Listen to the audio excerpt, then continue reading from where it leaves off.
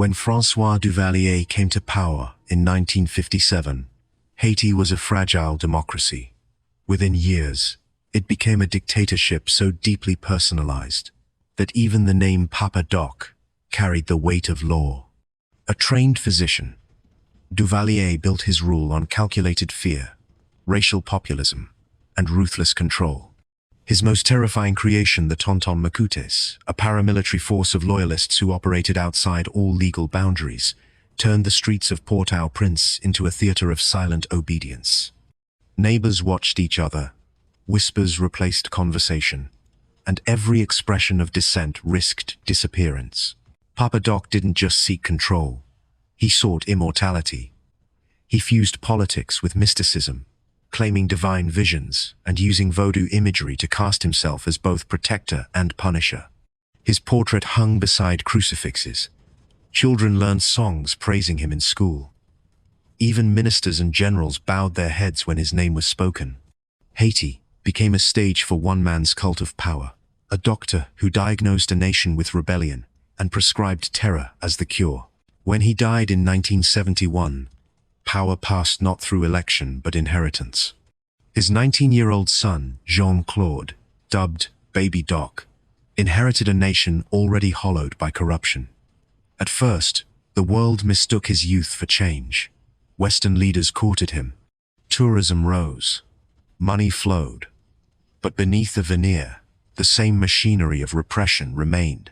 While his father ruled through fear, Baby Doc ruled through indulgence. Luxury cars, champagne parties, and fortunes quietly moved offshore. The poor grew poorer. The middle class vanished. The palaces grew taller. By the mid-1980s, the illusion broke.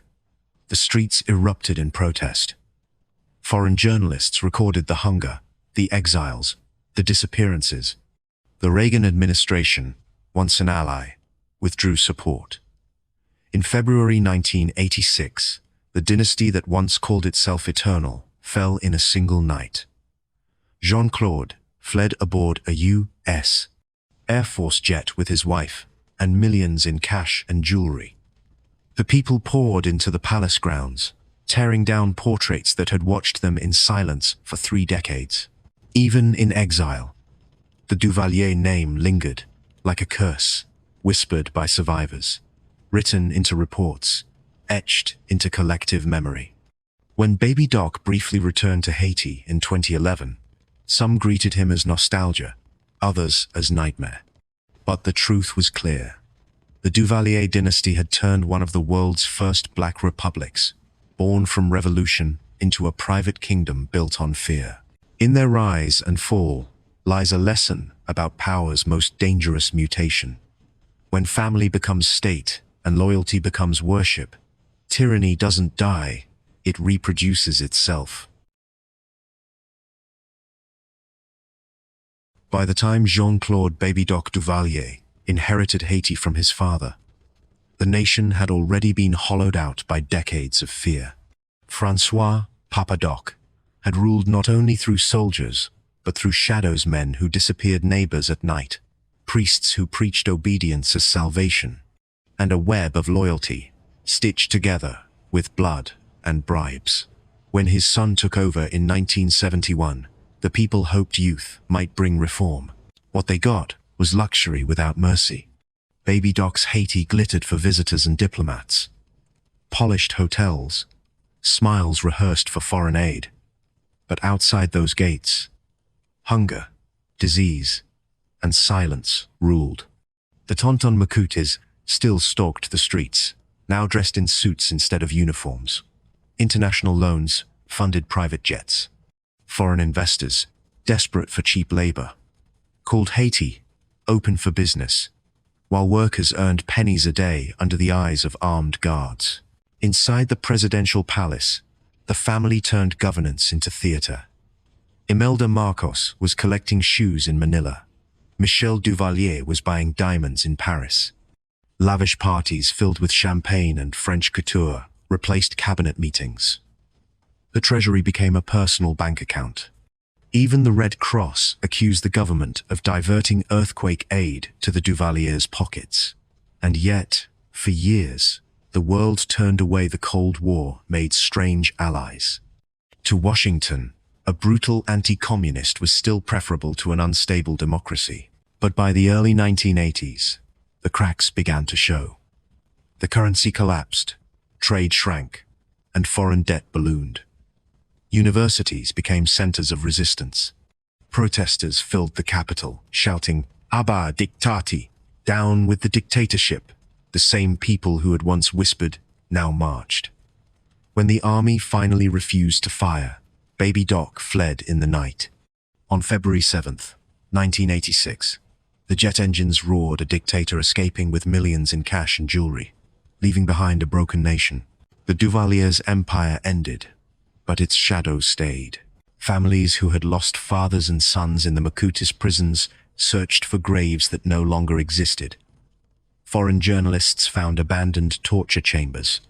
And when, decades later, Baby Doc returned from exile, it reopened old wounds, proof that even exile cannot erase a dynasty's ghost. Because in Haiti, power had not been passed like an office, it had been inherited like a curse. And as one family's rule ended, another, halfway across the world, was already beginning to repeat history, building its own kingdom of control, money, and myth. When Ferdinand Marcos took office in 1965, he projected the image of a disciplined reformer, a lawyer, war veteran, and nationalist, promising to modernize the Philippines. To a weary public, he was the man who would bring order to chaos. But behind the speeches and parades, a darker blueprint was forming, a plan to turn democracy into dynasty and power into private wealth. By 1972, Marcos declared martial law, citing rising unrest and the threat of communism. Overnight, the Constitution was suspended. Congress dissolved. Newspapers were shut down. Thousands of activists, journalists, and political opponents were arrested without trial. The Philippines, once a beacon of post-war democracy in Asia, became a family-run state with a general's precision and a monarch's greed. Imelda Marcos, the First Lady, became the face of excess. She called herself Mother of the Nation, but her empire of beauty and glamour masked the suffering outside the palace gates. Her shoe collection, palaces, and world tours became symbols of disconnect, the contrast between golden chandeliers and families starving in slums. For every ball gown she wore, a public school went underfunded. For every diamond purchased, another activist disappeared. Billions of dollars were siphoned through Swiss bank accounts and shell corporations. State-owned companies became family property. Even the country's central bank, intended to stabilize the economy, became an ATM for the regime. Marcos justified it as nation-building. In truth, it was empire-building, one family tightening its grip on every corner of the republic. But by the early 1980s, cracks began to form. The assassination of opposition leader Benigno Ninoy Aquino Jr. ignited outrage. Students, clergy, and middle-class citizens who had long stayed silent took to the streets. The military, once loyal, began to fracture. Marcos's health declined. His image, the strongman who had promised discipline, now looked frail, sweating under the camera's glare. In 1986, millions of Filipinos marched in what became known as the People Power Revolution. Priests, nuns, and civilians faced down tanks, armed only with rosaries and conviction.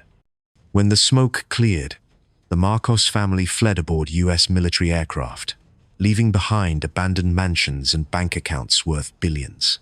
Yet, their story didn't end there. In exile, they plotted their return.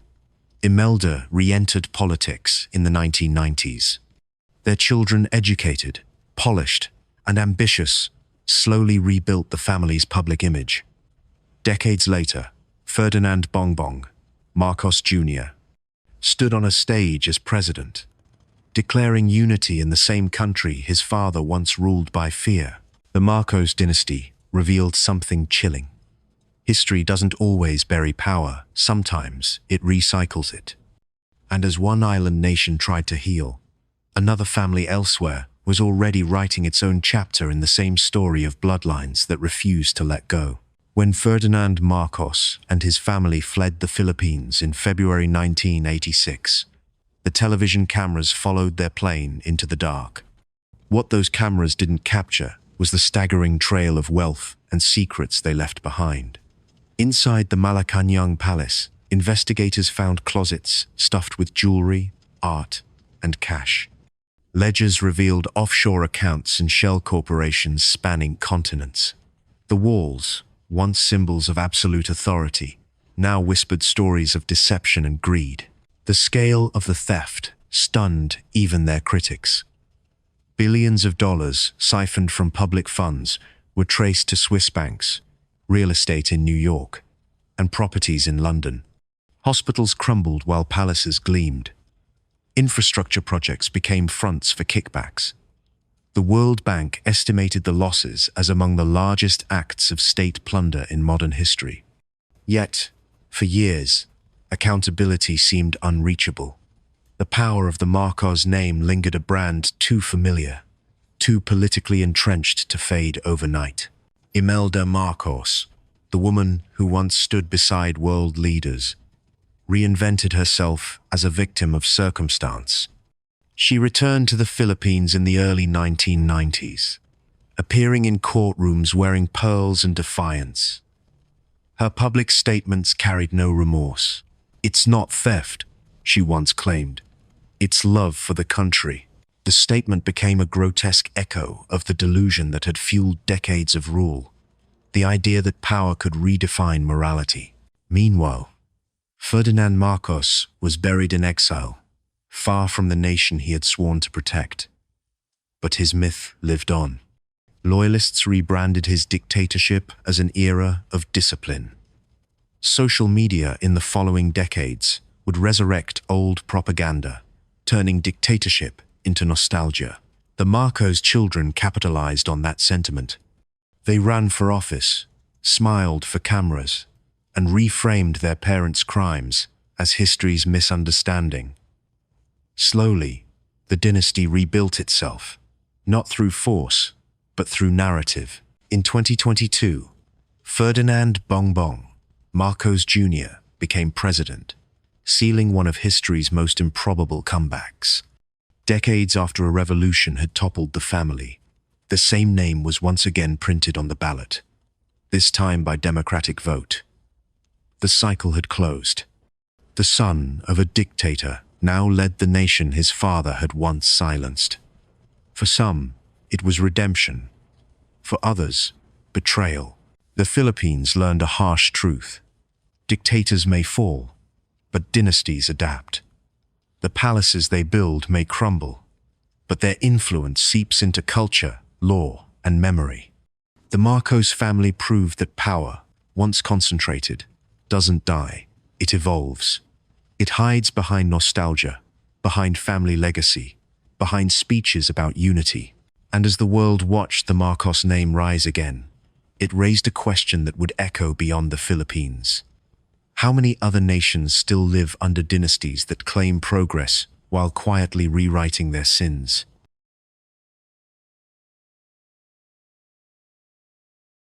In 1948, when Kim Il-sung rose to power, few imagined he would found one of the most enduring dynasties in modern history, a state built not just on ideology, but on worship. North Korea became more than a country. It became a shrine to a family. His portrait hung in every home. His speeches were memorized like scripture.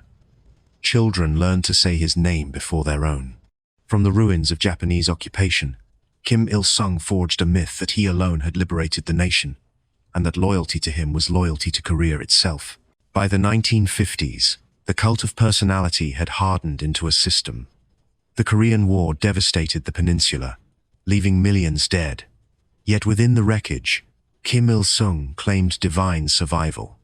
The state rewrote history to elevate his victories, erasing Soviet and Chinese aid, replacing human cost with heroic legend. His government created the Songbun system, a rigid caste that defined every citizen's worth by family loyalty. Generations would live and die according to their ancestors' perceived faith in the Kim family. When his son Kim Jong Il took power in 1994, the dynasty's mythology deepened. The younger Kim was said to have been born under a double rainbow, his birth heralded by a new star. These tales were not mere propaganda, they were tools of obedience. As famine swept the country, claiming hundreds of thousands of lives, the government blamed foreign enemies. Even starvation became proof of patriotism. To complain was treason. To question was suicide. Behind the curtain, the regime built an invisible empire, gulags, hidden in mountains, political prison camps, where entire families vanished for a single remark. Citizens were taught that their leader could read their thoughts, that his presence was eternal. State media glorified him as both artist and general. He was said to compose operas, design skyscrapers, and command the weather. In truth, the nation's infrastructure rotted, while billions were funneled into military weapons and luxury goods for the elite. Then came Kim Jong Un, young, educated in the West, but molded by paranoia. When he inherited power in 2011, many predicted instability. Instead, he ruled with surgical fear. Relatives, generals, and ministers were executed or disappeared. Missile launches replaced elections.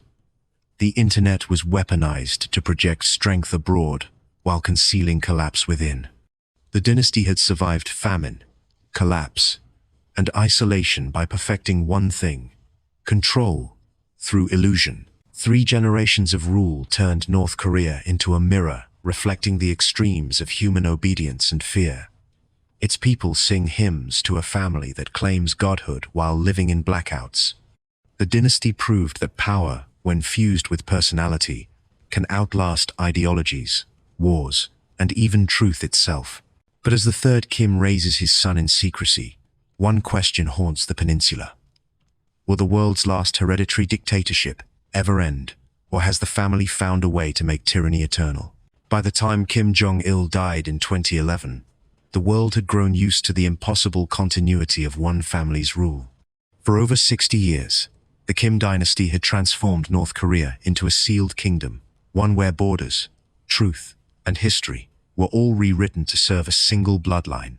When Kim Jong Un appeared beside his father's coffin, barely in his 20s, the people wept as if the sun itself had dimmed. The succession was not political.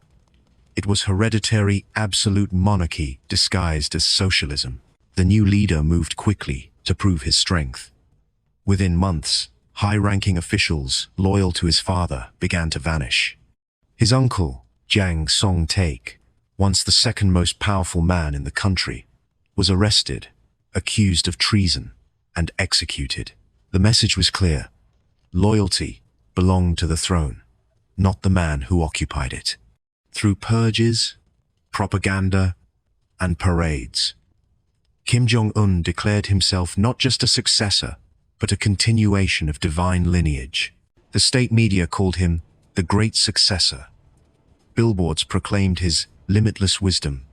The people were told he could drive at age 3, compose music as a child, and design new weapons in his sleep. It wasn't satire. It was doctrine. Schools rewrote textbooks overnight, inserting his name beside his father's and grandfather's as eternal leaders of past, present, and future. The Kim dynasty had transcended mortality, or so the illusion went. Meanwhile, beyond Pyongyang's boulevards, life grew harder. Entire provinces lived without power. Famine stalked the countryside. Citizens risked death to escape across the Yalu River into China, whispering stories of hunger and fear. The few who fled spoke of collective punishments, 3 generations imprisoned for one man's doubt, entire villages erased from maps for mocking the leader's portrait. Yet, inside the capital, fireworks celebrated new missile launches as proof of national glory. The contrast between pageantry and pain defined the dynasty's rule. For Kim Jong-un, control wasn't just about territory, it was about perception. He courted world leaders while silencing citizens. tested nuclear weapons while promising peace, and projected the image of a modern statesman while ruling through inherited terror. His regime turned diplomacy into theater, diplomacy into delay, and suffering into spectacle. Still, the dynasty endures. 3 generations have lived and died under one family's myth, a myth written in marble statues, echoed by synchronized parades, and enforced by fear. The Kim family has turned isolation into power, transforming a starving nation into a stage for their own immortality. And as Kim Jong-un's own children grow under the same fortress of propaganda, the question remains, will the dynasty collapse under its own legend, or will another Kim step forward, wearing the mask of eternity, and continue the world's longest-running cult of power? In the sleek hallways of museums, the Sackler name once stood for prestige, philanthropy, and success. Etched in marble at the Louvre, the Metropolitan Museum of Art, and Oxford, it symbolized cultural refinement.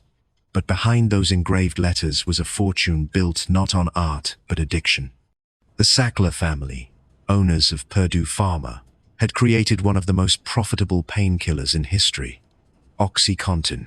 What began as a supposed breakthrough in medicine became the spark that ignited a national epidemic. When OxyContin was launched in 1996, Purdue's marketing called it the compassionate cure for pain. Sales representatives were trained to tell doctors that the drug's slow-release coating made it nearly non-addictive. The claim was false, but it worked. Prescriptions surged across America. Rural towns, veterans, and working-class communities became test sites for what would later be called the opioid crisis. Every bottle carried a promise of relief. Every refill deepened a dependency. Inside Purdue's offices, executives celebrated record profits. Bonuses were tied to prescription volumes. Data analysts tracked which doctors prescribed the most pills and rewarded them with trips and perks. By the early 2000s, the drug had generated billions. But behind those numbers lay families shattered by overdose, entire towns hollowed out by addiction. Hospitals began reporting newborns suffering withdrawal. Pharmacies became fronts for desperation. As lawsuits mounted, the Sacklers distanced themselves from the company's actions.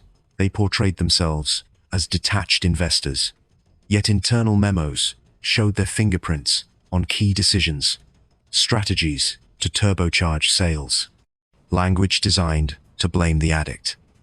Even as the death toll climbed, Purdue doubled its marketing push. The crisis wasn't a secret, it was a business model. In 2007, Purdue pled guilty to misbranding OxyContin.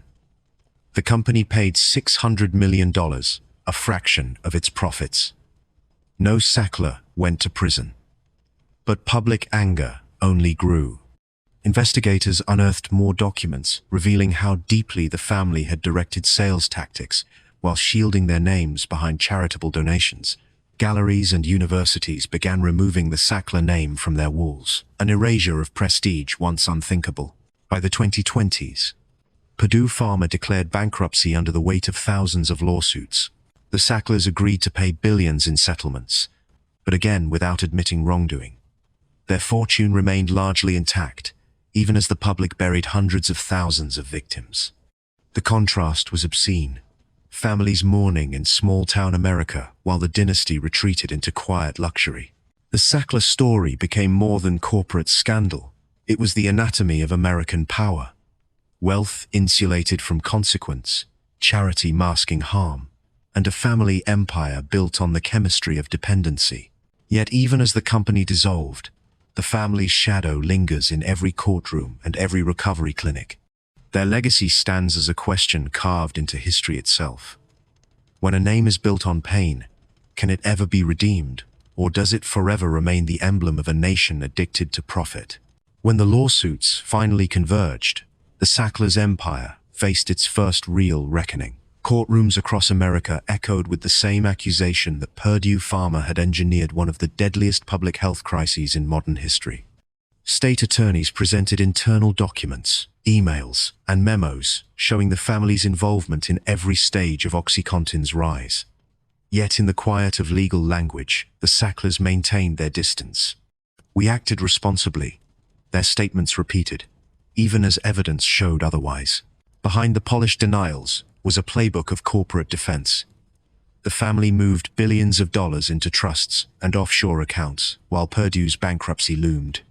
Victims' families sat in hearings, describing lives torn apart by addiction, stories of children lost, parents bankrupted, whole towns consumed.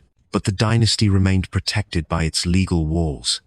Every settlement negotiated to preserve its wealth while deflecting blame. It was accountability without consequence, apology without admission. In the bankruptcy proceedings, Purdue agreed to dissolve, and the Sacklers pledged several $billion toward addiction treatment programs. But survivors saw the offer as hollow. The payments came without a guilty verdict, without an apology, without acknowledgement of the scale of devastation. Even in supposed defeat, the family dictated the terms. Their lawyers framed the settlements as acts of compassion, another layer of image management for a dynasty that had mastered it for decades. Public institutions that once celebrated the Sackler name began erasing it. Museum wings were renamed. Universities declined new donations. In London, activists draped the Tate Sackler sign in black cloth. At the Met in New York, visitors paused before empty marble walls where the family's name had been chiseled away. The erasure became symbolic, not of justice, but of shame too vast to commemorate. Meanwhile, addiction continued. In small towns, the pills that started it all had been replaced by stronger drugs, synthetic opioids filling the vacuum Purdue left behind. The crisis had evolved, but its origins were immortalized in every family that buried someone too young.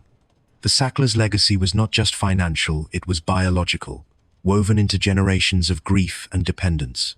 Even as documentaries, hearings, and public outrage mounted, the family remained largely silent. A few members expressed sorrow for the suffering caused, but never for their own actions. Their silence spoke volumes. In their world, pain was a public issue, not a personal one. Today, their name has become shorthand for moral decay in corporate America power, dressed as philanthropy, greed, disguised as innovation. The story of the Sacklers is not only about drugs, it is about the ease with which wealth can rewrite reality, the way influence bends law until truth becomes negotiable. The dynasty may have lost its museums, its titles, its public praise, but it kept what mattered most, control of the narrative. And in that, perhaps, lies the most chilling truth of all. Even after being exposed, the family that profited from addiction still found a way to stay untouchable. In the final years of apartheid, few in South Africa had heard the name Gupta. They arrived quietly from Saharanpur, India, 3 brothers building a computer parts business in Johannesburg. But within 2 decades, their name would become synonymous with a new kind of power, not political, not corporate, but something far more corrosive. State capture. By the time the world noticed, the Guptas weren't just businessmen. They were shadow rulers of a nation, still healing from its past. Their rise accelerated under President Jacob Zuma. What began as a friendship between a struggling politician and a wealthy family turned into a partnership that blurred every line between government and business. Cabinet positions were whispered to have been approved at the Gupta mansion in Saxonwold. Officials described receiving calls, instructing them who to hire, what to sign, and which deals to push through. It wasn't influence, it was control. The brothers had woven themselves into the machinery of the state.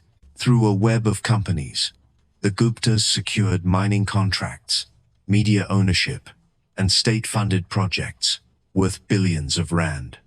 They sponsored politicians, funded campaigns, and rewarded loyalty with luxury. When questioned, their allies dismissed criticism as jealousy or political theater. But as journalists began to investigate, the evidence mounted Leaked emails, bank records, and testimonies revealed how deeply their empire had reached into public institutions. The scandal broke open in the mid-2010s. The term state capture entered South Africa's vocabulary, describing how private interests had hijacked national governance. Protesters flooded the streets demanding accountability. Opposition leaders called for President Zuma's resignation. International banks severed ties with Gupta-linked accounts.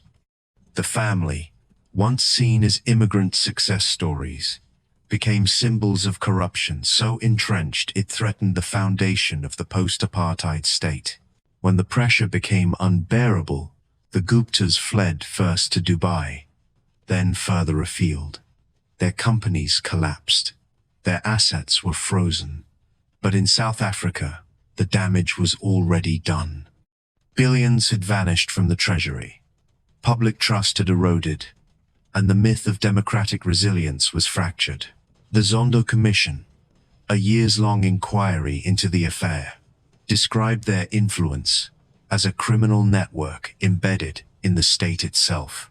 For ordinary citizens, the betrayal felt personal. The same government once led by Nelson Mandela had become a playground for profiteers. Every stolen rand was a missed school meal, a delayed hospital upgrade, a promise broken. The Guptas had turned governance into commerce, and commerce into control. Yet their story isn't just South Africa's shame. It's a global parable. It shows how power migrates from parliament halls to private mansions, from elected leaders to unelected financiers. It's not the brutality of dictatorships that destroys nations, but the quiet deals behind closed doors, the phone calls that rewrite laws. And somewhere in the archives of the state, their names remain not as foreign villains,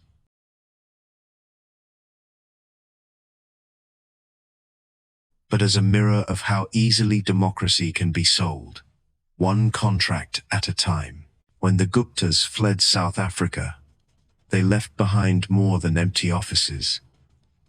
They left behind a system hollowed out by greed. The investigation that followed, led by the Zondo Commission, became one of the largest anti-corruption inquiries in the country's history.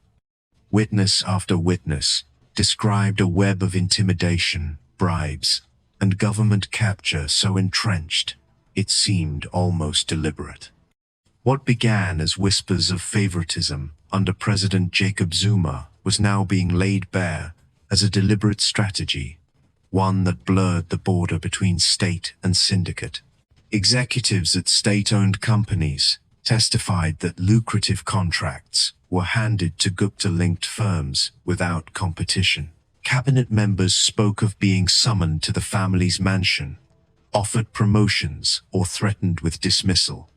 Emails leaked to journalists showed that the brothers had direct access to confidential government decisions, even drafts of speeches and procurement lists, before they were public. It was corruption so sophisticated it resembled governance itself. Zuma's defenders called it a smear campaign. His critics saw it as confirmation of what they had long feared, that liberation-era ideals had been traded for luxury and loyalty. Private jets ferried ministers to weddings in Dubai, while hospitals at home ran out of medicine. Billions were siphoned off through inflated contracts and ghost projects. In a country built on promises of equality, the Guptas had privatized democracy. When Zuma finally resigned in 2018, the new administration vowed reform. Arrest warrants were issued, assets frozen, and extradition requests filed against the Guptas, who had by then relocated to Dubai. Yet the process of justice moved slowly. Legal loopholes, diplomatic hurdles, and missing documentation delayed every attempt to bring them back. Each delay became another reminder of how power once captured rarely releases its grip. The Zondo Commission's final report described a systemic pattern of abuse, naming not only the Guptas, but an entire class of enablers, bureaucrats, bankers, consultants, and politicians. It concluded that state capture was not just a crime of individuals, but a failure of oversight at every level. The scandal reshaped South Africa's political landscape, redefining what corruption looked like in the modern era. Less overt dictatorship, more corporate strategy. For many citizens, the damage was irreversible. Public faith in government institutions eroded. International investors withdrew. Programs meant to uplift the poor stalled under financial strain. The name Gupta became shorthand for betrayal, the moment when freedom's promise was sold for contracts and commissions. And yet, despite the outrage, their saga remains unresolved. The family continues to fight extradition, their wealth intact, their influence scattered but not gone. In that lingering absence of justice lies the real tragedy, proof that even when corruption is exposed, accountability remains negotiable. The Guptas may have fled, but the architecture they built of loyalty bought and truth buried still stands. It is a warning carved into South Africa's modern history. When families of power learn to control a nation's pulse, it takes generations to heal the scars they leave behind. For half a century, the Gambino name defined organized crime in America. It wasn't just a family, it was a hierarchy, an empire built on fear, loyalty, and silence. From the smoke-filled backrooms of Brooklyn to the polished clubs of Manhattan, their reach was invisible but absolute. At its height, the family controlled unions, construction companies, nightclubs, and entire city blocks, a shadow government that thrived beneath the one the public elected. Carlo Gambino, the quiet patriarch, was the architect of that invisible kingdom. He spoke softly, rarely appeared in public, and yet his word could dictate life or death. Under his leadership, the family expanded its grip on New York's docks, trucking, and gambling operations, embedding itself so deeply in the city's economy that separating crime from commerce became impossible. The public saw a calm man in a suit. Law enforcement saw the most powerful mob boss of his time.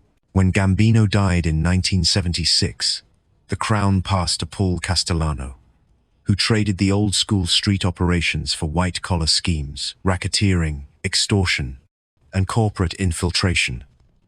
But his modern vision created enemies within his own ranks. Among them was a brash lieutenant named John Gotti, who preferred the old ways: visible power, loud wealth, and instant loyalty. The tension erupted in 1985, when Castellano was gunned down outside a Manhattan steakhouse in a hit orchestrated by Gotti himself. The murder shocked even the criminal underworld. For the first time, the mafia's internal violence had gone public, broad daylight proof that old codes no longer held. And from that chaos rose the Dapper Don. John Gotti became a celebrity criminal, tailored suits, flashy hair, smiling for cameras as crowds cheered outside court hearings. To many, he represented rebellion against authority. To others, arrogance that invited disaster. Behind the charisma, however, the FBI was closing in. Using wiretaps and flipped associates, investigators built a case that would finally pierce the mafia's code of silence. In 1992, Gotti was convicted of murder, racketeering, and conspiracy, sentenced to life without parole. The verdict marked the symbolic fall of the American mob's golden age, the end of an era where organized crime operated with impunity and charm. Yet even from prison, the Gambino family endured. The structure that Carlo built, bosses, underbosses, capos, soldiers, survived like a corporate machine. It adapted, downsized, and shifted into new rackets: loan sharking, cybercrime, labor extortion. The names changed, but the system remained. Today, The Gambino legacy lingers in whispers in the cultural myth of honor among thieves, in the endless films and shows it inspired, and in the darker reality that power built on fear never truly disappears. Each generation of the family redefined corruption for its time, from street fights to stock frauds, from neighborhood shakedowns to global laundering. And while America congratulated itself on dismantling the mafia, the truth was quieter and far more haunting. Power like this doesn't die. It simply learns how to hide better. After John Gotti's conviction, the Gambino empire didn't vanish, it fractured. The headlines called it the death of the mafia, but inside New York's underworld, the family simply evolved. Power shifted in quiet rooms, not courtrooms. Capo regimes took control of borough territories, rebuilding through silence instead of spectacle. The flash that made Gotti a legend had also made him a target. His successors learned that survival now depended on invisibility. The FBI believed the conviction ended a dynasty, but their surveillance soon revealed a different truth. Even from prison, Gotti still gave orders, passing messages through lawyers and visitors. His son, John Gotti Jr., became acting boss, trying to manage an empire weighed down by paranoia and betrayal. Wiretaps caught lieutenants arguing over loyalty, money, and legacy, the old code of omerta eroding under the pressure of plea bargains and federal deals. By the late 1990s, the Gambinos were no longer the singular face of organized crime. They were one node in a fragmented network of smaller operations, many moving into construction contracts, waste management, and Wall Street schemes. The violence that once defined them had been replaced by spreadsheets and shell companies. But every so often, an old-school hit or high-profile arrest reminded New York that the family's shadow still stretched over the city. Prosecutors turned to RICO laws, the same legal weapon that had once shattered the five families during the 1980s. Case after case exposed new generations of Gambino associates. Some were grandsons of original members, others were outsiders seeking status. Yet the loyalty remained eerily consistent. No matter how many bosses fell, someone always stepped up to fill the void. In 2008, a massive federal raid, Operation Old Bridge, targeted dozens of Gambino members. It was meant to be the final nail in the coffin. But history repeated itself. The arrests weakened one branch only for another to rise. Federal agents admitted what old mobsters had always known. You can arrest men, but not the myth. The Gambino name had become self-perpetuating, a legend as profitable as the crimes themselves. Today, their influence survives in subtler forms. Investigators trace them through property scams, offshore accounts, and silent partnerships. They no longer need to control entire neighborhoods, they control markets. The power of fear has been replaced by the power of finance. And though the mafia's glory days are long gone, the psychology that sustained it, loyalty, ambition, and greed, remains embedded in corporate culture, politics, and human behavior itself. The story of the Gambino family isn't just about organized crime, it's about how power adapts. Each generation traded guns for suits, street corners for boardrooms, extortion for investment. Yet, at its core, the motive never changed: control through fear, wealth through silence. And as the skyline of New York gleams with towers financed by anonymous money, one truth lingers in its foundations. The line between legitimate power and organized crime was never erased, only rewritten. Long before the word corruption became political jargon, the Borgias gave it a dynasty. At the height of the Renaissance, an era of art, faith, and intrigue, the name Borgia inspired fascination and fear across Europe. Rodrigo Borgia, who rose to become Pope Alexander VI, transformed the papacy from a sacred office into a family empire. Power, for the Borgias, was not a divine trust, it was a business. And like all empires built on ambition, it demanded blood, loyalty, and secrecy. Rodrigo's ascent in the late 1400s shocked even the worldly elite of Rome. Born in Spain, he arrived in Italy as a cunning cardinal who understood the church's greatest weakness, its wealth. Bribes, alliances, and careful manipulation won him the papal throne in 1492. His coronation marked the beginning of a reign unlike any before it, one where the Vatican became a stage for dynastic drama. His children, Cesare and Lucrezia, were both his legacy and his instruments. Cesare Borgia, the most ruthless of them all, abandoned his church title to become a military commander. With his father's blessing, he carved out territories across central Italy through fear and calculation. Cesare's brilliance was undeniable. Even Niccolò Machiavelli later cited him as the perfect example of strategic power. But his ambition came with a price. Rivals vanished, allies were betrayed, and whispers of poison and assassination followed every feast. Lucrezia Borgia, meanwhile, became one of the most controversial women of her age. Married off repeatedly to strengthen political alliances, she was accused often unfairly of sharing her family's hunger for control.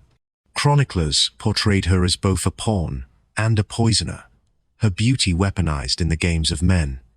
Whether truth or propaganda, the rumors cemented her legend as a symbol of Renaissance intrigue.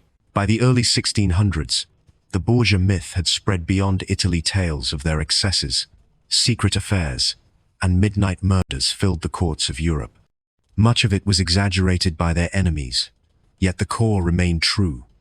The Borgias blurred the line between faith and power so completely that the church itself seemed complicit.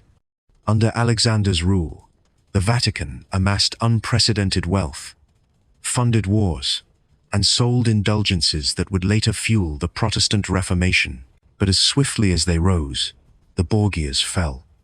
In 1503, Pope Alexander died suddenly, possibly of malaria, though poison was suspected. Cesare's empire crumbled soon after, undone by the very alliances he once manipulated. Lucrezia lived out her final years in relative peace, a duchess turned widow, haunted by a name that outlived her. The Borgia dynasty became a mirror of its time, dazzling, cultured, and fatally corrupt. They redefined what power looked like, not inherited, but seized. Their story remains a warning from history's gilded halls. When ambition disguises itself as divine right, even the holiest of institutions can rot from within. When Pope Alexander VI's body was found swollen and blackened in August of 1503, Rome whispered what no priest dared say aloud: the poisoner had tasted his own cup. Whether his death was natural or karmic, it symbolized the collapse of one of history's most scandalous dynasties. The Borgia Empire, once draped in silk and gold, began to unravel under the weight of its own ambition. Cesare Borgia, the family's iron-fisted heir, tried to hold the fragments together. He still commanded armies, still struck fear across the papal states. But without his father's political shield, every alliance began to crumble. Former allies turned on him, his soldiers deserted, and even the Vatican, once his personal tool, now sought distance. Imprisoned, escaped, then killed in battle by 29, Cesare died as he lived, calculating to the end, a man built for power who ran out of time. Lucrezia, now Duchess of Ferrara, watched her family's reputation burn from afar. She had spent years defending herself from stories that cast her as her father's accomplice, whispers of incest, poison, and manipulation, tales likely exaggerated by the Borgias' many enemies. Yet history rarely forgives a woman at the center of power. Despite her charitable work and efforts to distance herself from politics, her name remained entangled in scandal. The church, too, was forced to reckon with what the Borgia era had exposed. The very institution that claimed moral authority had become synonymous with greed, nepotism, and moral decay. Cardinals competed like merchants. The faithful questioned their faith, and corruption became visible in a way it had never been before. It wasn't just a family's downfall, it was a turning point for Christendom. Within decades, reformers like Martin Luther would ignite a movement that changed the world forever. In death, the Borgias achieved what they sought in life: immortality. Artists painted them, poets damned them, and historians dissected them. To some, they were the original architects of modern politics, ruthless, pragmatic, and unashamed. To others, they were the embodiment of everything power can destroy when left unchecked. Even today, their name endures as shorthand for intrigue, invoked in novels, television, and philosophy, as the cautionary tale of what happens when family loyalty becomes a weapon. Behind every crown and every confession, their story lingers like incense in a dark cathedral. Intoxicating, seductive, and impossible to wash away, the Borgias rose from obscurity to rule both the sacred and the profane. And though centuries have passed, their shadow still falls over every throne, every pulpit, every dynasty that believes itself untouchable. In the end, the family that conquered faith left behind a different legacy, a lesson carved into history's marble. That power, no matter how divine it claims to be, always comes with a price. In the heart of Montreal, where café chatter mixed with whispers of loyalty and fear, one family quietly built an empire that rivaled the old Sicilian clans. The Rizzuto name became synonymous with power, not loud, not flashy, but absolute. Under Niccolo Rizzuto, the patriarch who arrived from Sicily in the 1950s, the family turned Montreal's criminal underworld into a tightly run operation. Gambling, drug routes, construction, kickbacks, everything moved under their watch.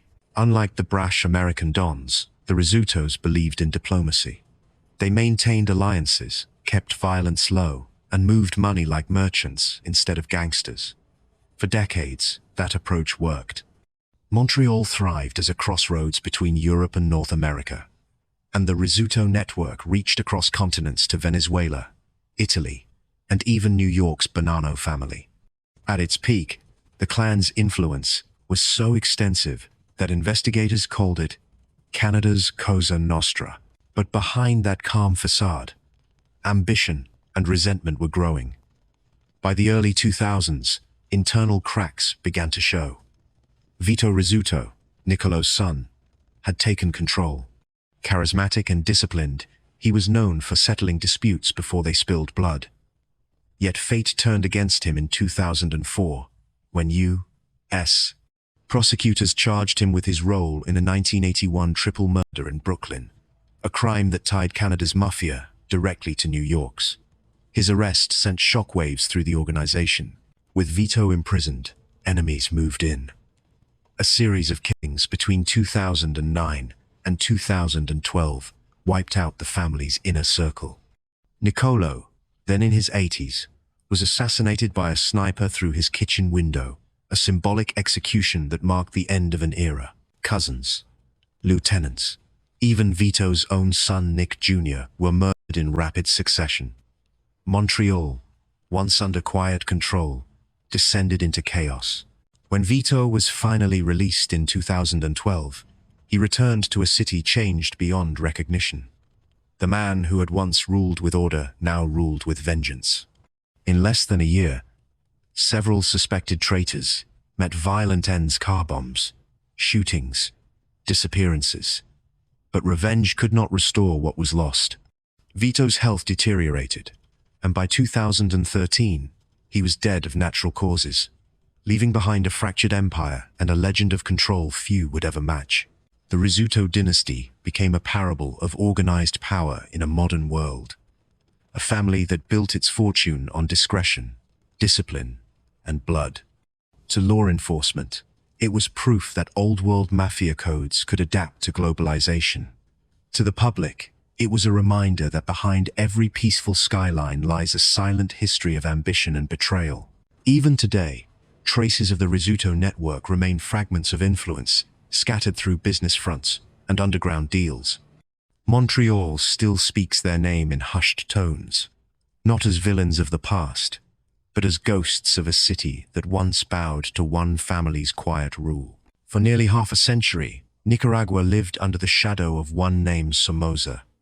What began as a political maneuver turned into a dynasty that blended military power, foreign support, and ruthless control.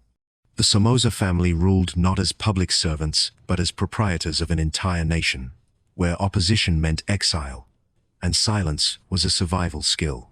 The story began in 1936, when Anastasio Somoza Garcia, a former coffee grower trained by the U.S. Marines, seized control of Nicaragua's National Guard.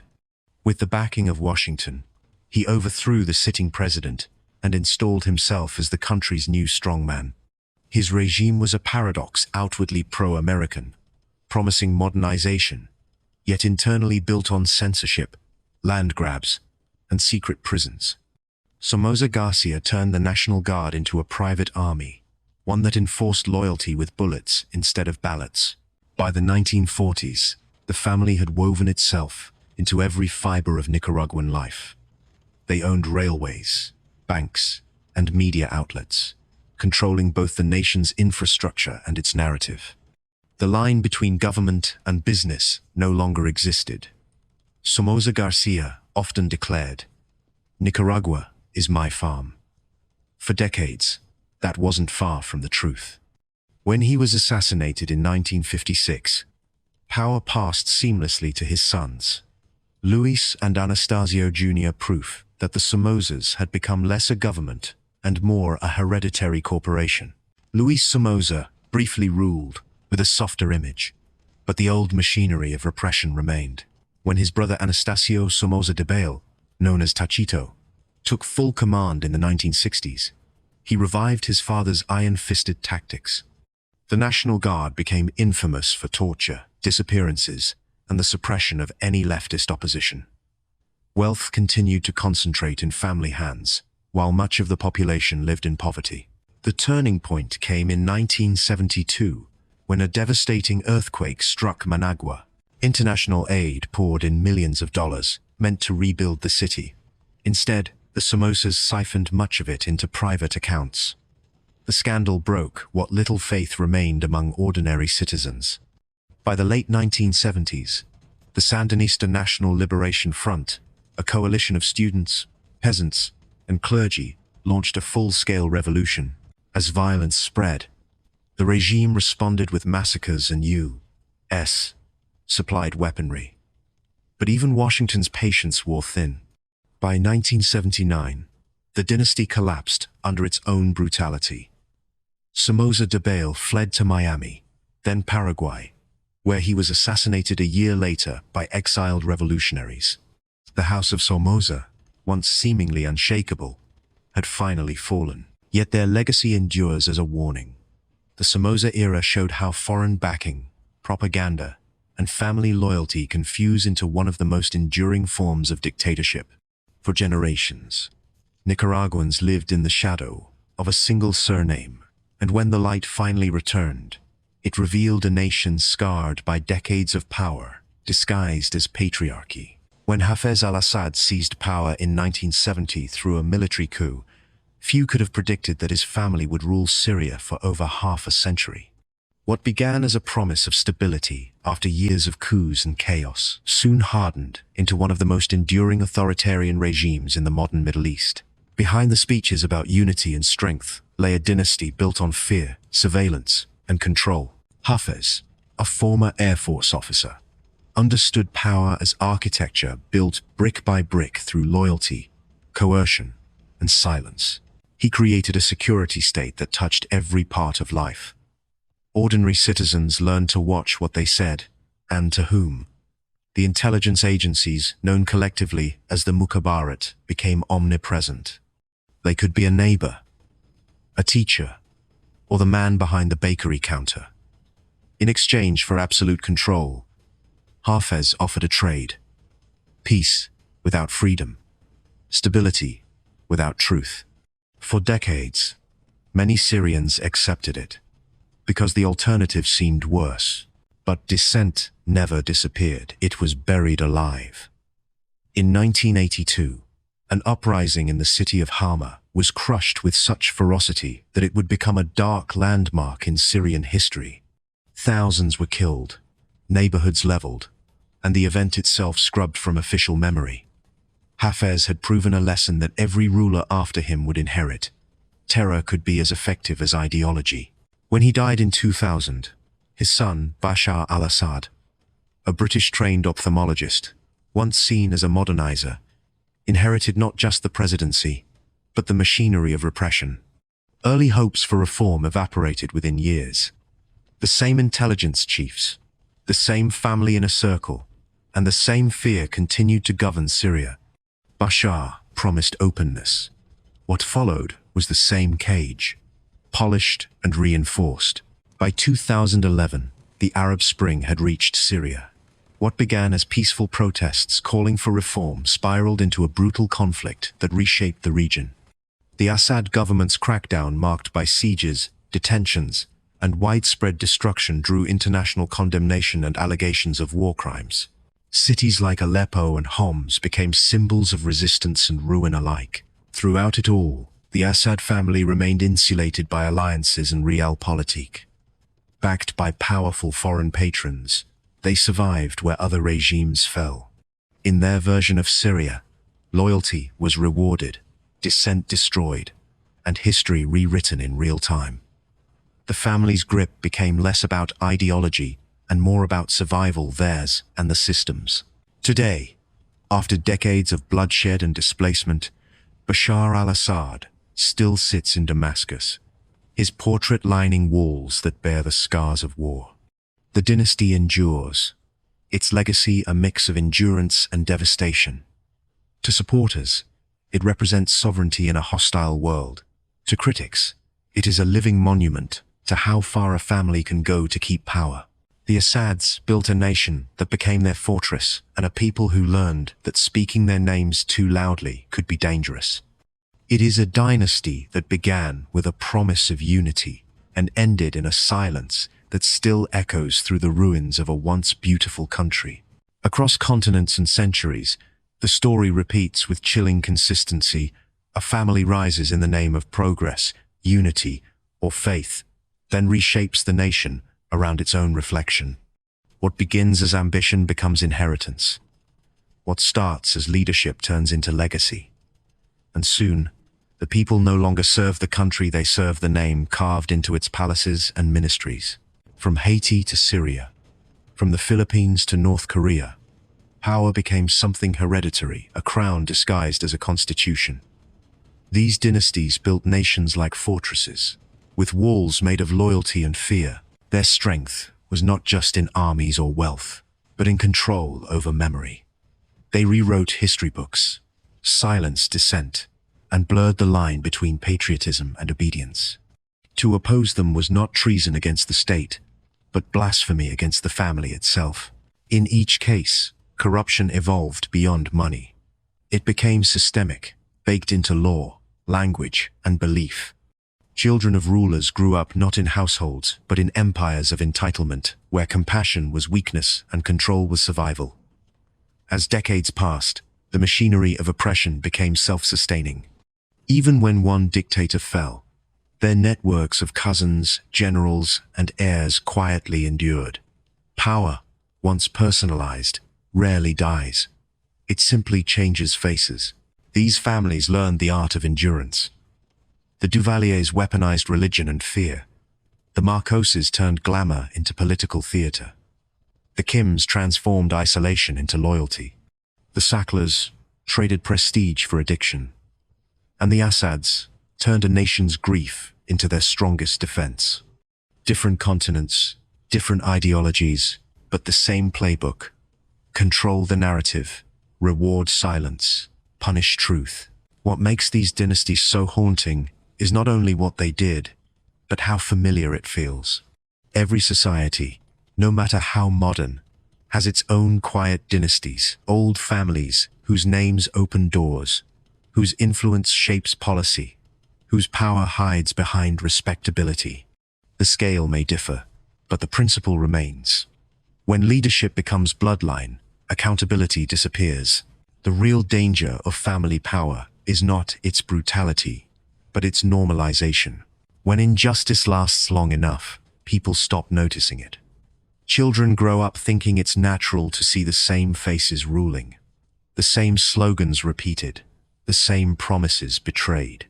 And by the time they realize the truth, generations have already paid the price.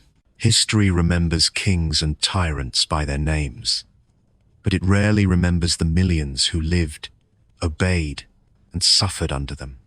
These are not just stories of corruption, they are cautionary tales about how easily freedom can be traded for familiarity, and how dynasties thrive not on strength, but on the silence of those beneath them.